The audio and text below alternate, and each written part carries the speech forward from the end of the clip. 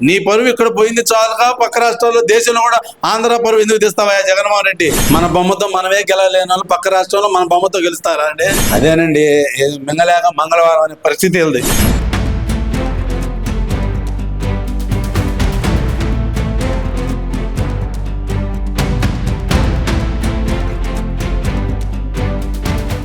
తమిళనాడులో TVK party విజయం వెనకమాల ఉన్నది జగన్మోహన్ రెడ్డి అంటూ వస్తున్న వార్తల్లో వాస్తవం ఎంత ఉందనుకోవచ్చు అంటారు. ముందుగా అందరికీ నమస్కారాలు. గతంలో పాత రోజుల్లో మొదటి సామెత ఉండేది, ఉట్టిగా ఎక్కలేనమ్మ స్వర్గానికి ఎక్కిందంట. మన రాష్ట్రంలోనే మనం గెలవలేని వాళ్ళం, మన బొమ్మతో మనమే గెలవలేని వాళ్ళు పక్క రాష్ట్రంలో మన బొమ్మతో గెలుస్తారా అండి? ఏమైనా చెప్పడానికి నవ్వుతారు ప్రజలు, మిమ్మల్ని చూసి నవ్వుతారు. మీరు చెప్పే మాట హాస్యాస్పదంగా ఉంది. ఎంత హాస్యాస్పదంగా అంటే అంత ఘోరంగా ఉంది, చెప్పుకోలేని. ఇప్పుడు ముందు మన రాష్ట్రంలో మీరు గెలవాల, ముందు పక్క రాష్ట్రంలో ఆయన గెలిపిస్తారు. మీరు మీ ఫోటో మీ వ్యవహారం వల్ల ఇప్పుడు ముందు ఆయన పుట్టి మునిగేటట్టుంది పరిస్థితి. ముందు ఆయన అన్ని సీట్లు వచ్చినా కానీ ఆయన ముఖ్యమంత్రి అవుతాడో లేదో లేని పరిస్థితి. మీ ఫోటో పెట్టి మీ జగన్మోహన్ రెడ్డి గారు గెలిపించారన్న దాని మీద పూర్తిగా అవతలలో కూడా స్టాలిన్ గారు కానీ పళనిస్వామి గారు కానీ బాగా ఇదే ఉన్నారు. ఇప్పుడు వాళ్ళిద్దరూ ఒకటే ప్రభుత్వాన్ని ఏర్పాటు చేస్తారు. అది చూసుకోండి, వెళ్ళి అది ఆపండి చేతనైతే. మీరు గెలిపించారన్నారు కదా, ఆ కూటమిని ఆపండి. ఇప్పుడు మీ విజయ్ని ముఖ్యమంత్రి చేయండి, వెళ్ళి అరిచేతులు అడ్డం పెట్టి మీ పార్టీ అంతా అడ్డం పెట్టి ఆ పని చేయండి, ముందు చూద్దాం. అది అప్పుడు మీరు గెలిపించారనే ఆంధ్ర ప్రజలు నమ్ముతారు. ఎందుకంటారు విజయాన్ని వైఎస్ఆర్సీపీ ఖాతాలో వేసుకోవడానికి ఎందుకు ప్రయత్నించింది అనుకోవచ్చు అంటారు? చెప్తున్నాం కదండి, వాళ్ళ పబ్లిసిటీ పిచ్చి. ఒకరోజు ఏదో చెన్నైలో ఫంక్షన్ ఉంది, ఫంక్షన్కి వెళ్ళారు. అది జగన్మోహన్ రెడ్డి గారు ఆల్రెడీ అక్కడ కూర్చొని విజయ్ గారు తర్వాత వచ్చారు.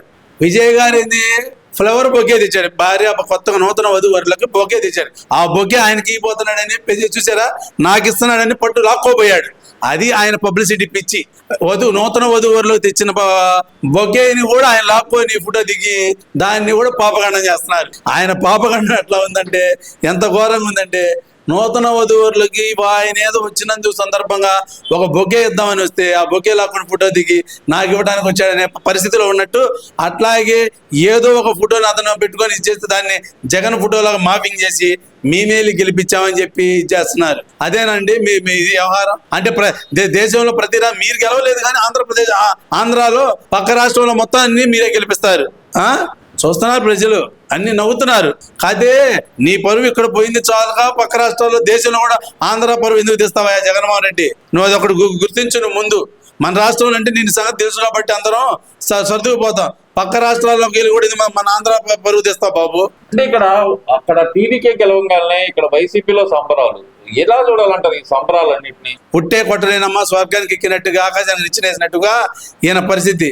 ఏది అక్కడ మార్పు వచ్చింది, రేపు మళ్ళీ మేము కూడా మార్పు తేపోతున్నాం అని చెప్పుకోవడానికి. ఏ మార్పు అయ్యా? ప్రజలు ఇచ్చేసారు, మ్యాండేటరీ పూర్తిగా ఇవ్వలేదే. దాన్ని మీరా వెళ్ళి గెలిపించింది? ఆయన్ని గెలిపిస్తే ఇప్పుడు ముఖ్యమంత్రిని చేయండి మీరు, అది కూడా ఆపండి. ఇప్పుడు జగన్మోహన్ రెడ్డి గారు తలుచుకుంటే ఏదైనా చేయగలుగుతా అంటున్నారు కదా, ఆయన్ని వెళ్ళి ఇమీడియట్లీ ఈరోజు వెళ్ళి ముఖ్యమంత్రిగా పదవి ప్రమాణ స్వీకారం చేయించండి. అక్కడ పళనిస్వామి గారు మరి స్టాలిన్ గారు ఎటో మరి రోజా అమ్మాయేమో స్టాలిన్కి వెళ్ళి ప్రచారం చేసింది. వైసీపీ వాళ్ళు తలా ఒక దారి పెట్టారు, ఎటు గెలిస్తే అటు మాదేని చెప్పుకోవడానికి. ఇప్పుడు నిన్న క్యాంపెయినింగ్ లో రోజా కనపడలేదా? ఏ సభల్లో ఏమండి స్టాలిన్ గారు అమ్మటి డిఎంకే పార్టీ అమ్మటి తిరగలేదా? ఆమె ప్రచారం చేయలేదా? వీళ్ళు జగన్మోహన్ రెడ్డి గారు ఈయన చేశాడా విజయ్ గారికి? అందుకని ఇప్పుడు రెండు పక్కల ఎటు కాక తెలుసుకోలేకపోతున్నారు వాళ్ళు. వెళ్ళి ఎవరో ఒకరు ముఖ్యమంత్రి చేసి కూర్చోబెట్టరండి మరి జగన్మోహన్ రెడ్డి గారు. మీరు అప్పుడు నమ్ముతాం మీరే చేయించారని. మరి ఓవరాల్ గా చూస్తే కనుక ఈ వైసీపీ నాయకుల హంగామా కారణం ఏంటంటే, ముఖ్యంగా అంబటి రాంబాబు అయితే కనుక ఒకటే మాట్లాడుతున్నారు. అక్కడ స్టాలిన్, ఉదయనిధి స్టాలిన్, అందులో స్టాలిన్ ఓడిపోయారు. ఇక్కడ చంద్రబాబు నాయుడు, లోకేష్ ఓడిపోతారు, ఇదే జరగబోతుంది 2029లో అని చెప్పి మరి ఒక శాసనం అయితే చదువుతున్నాడు ఆయన. ఎలా చూడాలంటారు? ఏమండి ఏదో సామెతలాగా కళ్ళు తాగిన కోతి మాదిరిగా వీళ్ళు ప్రవర్తిస్తున్నారు. కోతి మామూలుగా ఎకిలిగా ప్రవర్తించింది, కళ్ళు తాగితే ఎట్లా ఇదైంది? ఆ చందాన ఈ వైసీపీ వాళ్ళు నిన్నటి దాకేమో మేము ఏ తప్పు చేయకపోతే మాకు ఓట్లేసి గెలిపిస్తారు ప్రజలు అన్నారు 2024లో. మీరు తప్పు చేయబట్టే కదా మిమ్మల్ని గద్దె దింపింది. మళ్ళీ రేపటి 2029లో ఎటు గెలవలేము రప్ప అని చెప్పారు కాబట్టి అవన్నీ కూడా 2029లో కూడా మాకు విషయం లేదనే భావంతో ప్రజల్ని ప్లస్ పార్టీని మ్యానికులేట్ చేసేవారం. ఏది ఈసారి కూడా లేని పరిస్థితిలో ఈ విజయ్ సామెతను తీసుకొచ్చి విజయ్కి మార్పు తెచ్చాడు. ఇక్కడ మేము కూడా ప్రభుత్వాన్ని మారుస్తున్నాం అంటే మీకు అవకాశం ఉండదండి. జగన్మోహన్ రెడ్డి గారు ఆల్రెడీ మిమ్మల్ని చూశారు. అతను కొత్తోడు కాబట్టి అతనికి అవకాశం ఇచ్చారు. మీరు పాతలు మీ సినిమా అందరూ చూపించారు. మీ సినిమా ఇంక ఇక్కడ ఏమి లేదు ఆంధ్రాలో మీరు చూడటానికి. మీరు ఎన్ని కళ్ళగొబ్బలు కబుర్లు చెప్పినా, ఎంతమందిని మీరు సంబంధం లేని వ్యక్తులు మీరు భుజాన్ని వేసుకొని మోసినా కానీ ఏమీ ఉండదు. అది ఒక్కటి మీరు పూర్తిగా గమనించాలా. ఏదో మళ్ళీ రేపొద్దున జనాలు పూర్తిగా కూటమి ప్రభుత్వానికి ఎడిట్ అయిపోయారు.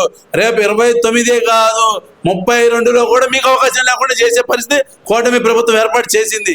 ప్రజల్లోకి చొచ్చుకుపోతుంది ప్రభుత్వం.